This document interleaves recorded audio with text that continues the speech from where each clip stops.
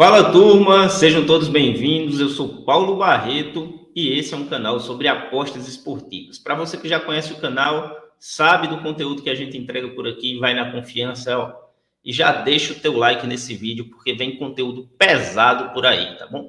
Caminho rumo à lucratividade.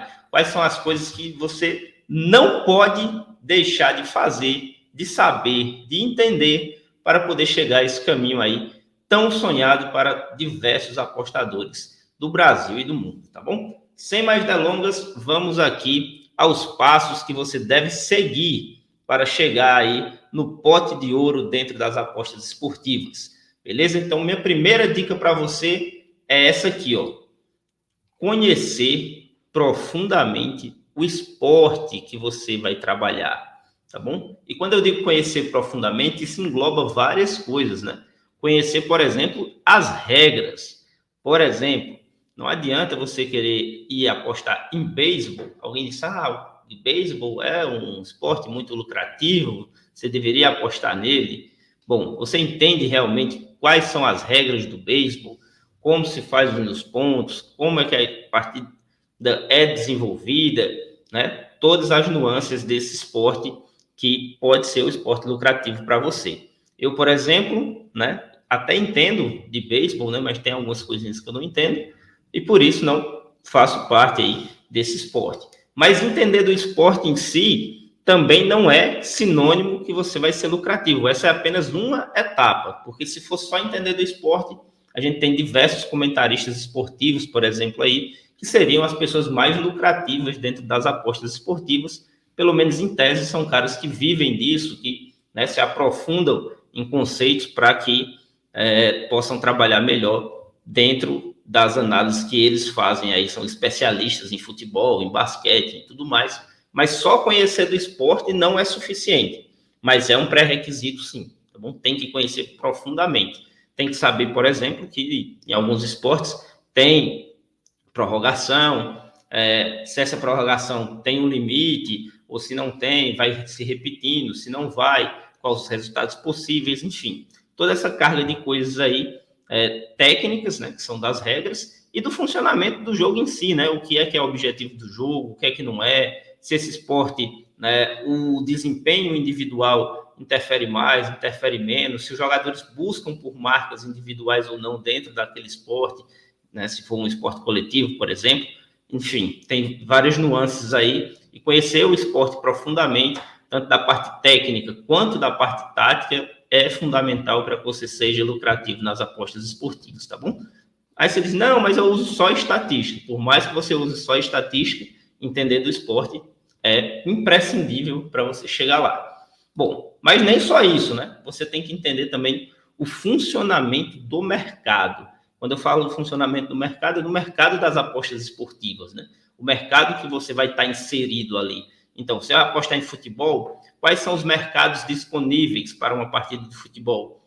Tem um X2, que é o mercado vencedor ou empate, né? Time de casa, time de fora e o empate. Tem o mercado de handicap. Quando é que você ganha, né, nos handicaps positivos? Quando é que você ganha nos handicaps negativos? O que é que cada um deles significa? Isso é fundamental. Handicap europeu, handicap asiático, apostas em primeiro tempo, apostas em segundo tempo, HT, FT, apostas em escanteios, remates à baliza, enfim, tem diversos mercados só dentro do futebol. Quando você vai trabalhar com tênis, por exemplo, então aí já são outros mercados disponíveis, né? Então, tem muitos outros mercados que não são iguais ao mercado de futebol. Por exemplo, você tem um handicap de sets e tem um handicap de games, né? Então, são dois funcionamentos diferentes aí. Então, para você tem que entender um pouquinho disso. Tem que entender, por exemplo, que, né, no futebol americano, né, se você apostar ali no ML, né, no 1x1, na vitória de uma equipe, no caso lá não tem 1x1, né, ou é um time ou é outro, se a partida for para a prorrogação, né, não é dado como empate, né? O que acontece na prorrogação é válido para a aposta que você fez durante a partida. Então, é uma questão a se pensar. Então, às vezes você está no under, o jogo terminou empatado, bateu o under, só que foi para a prorrogação, aconteceu mais pontos e ali a partida passou a ser over e sua aposta é perdida, por exemplo. Então, um detalhe interessante aí é do funcionamento do mercado. Então, entender como é que funciona aquele mercado é muito importante. Se você vai para o live, acompanhar as movimentações do mercado, as oscilações, fazer comparações entre jogos, entre campeonatos, como é que as odds funcionam no mercado, sei lá, de over goals nesse tipo de jogo, nesse outro tipo de jogo aqui, nesse campeonato, nesse outro campeonato. Então, são detalhes aí que você precisa saber, precisa conhecer para poder tomar as melhores decisões e decidir qual esporte você vai utilizar, qual esporte você vai investir, e dentro desse esporte, qual é o mercado que você vai investir, ou quais os mercados que você vai trabalhar. Então, essa é uma segunda etapa aí para você passar a sonhar e, consequentemente, conquistar, né, trabalhando duro, forte, a sua lucratividade nas apostas esportivas. Se você está gostando do vídeo até aqui, deixa o seu like, compartilha com seus amigos, porque vem mais coisa por aí. Vamos para a nossa terceira dica, né? Terceira dica é saber o que as probabilidades, né, o que as odds representam. As odds representam probabilidades, chance de um determinado evento acontecer. Vou te dar um exemplo. Se uma odd é baixa, 1,33, né, o que é que acontece? O mercado está acreditando muito que esse jogo, né, ou que esse mercado vai bater. Por exemplo, está pagando over 2,5, 1,33 no jogo do Bayern de Munique lá no campeonato alemão. Isso não é por acaso, né? É porque o Bayern de Munique é uma equipe que geralmente costuma ter muitos gols nos seus jogos, costuma fazer muitos gols, vez ou outra toma um golzinho também, é uma equipe que é vazada constantemente, apesar de ser muito forte, mas costuma golear seus adversários. Então, over 2,5 no campeonato alemão pode estar pagando 1,33. Over 2,5 na Série B do Campeonato Brasileiro pode estar pagando 2,50. E aí você pega uma odd muito alta, é o mesmo mercado, né? Mas são dois jogos totalmente diferentes. As chances do over 2,5 nesse determinado jogo aí da Série B são bem menores. E quando as odds são maiores, é porque as chances são menores. São coisas inversamente proporcionais. Você vai assumir determinado risco, né?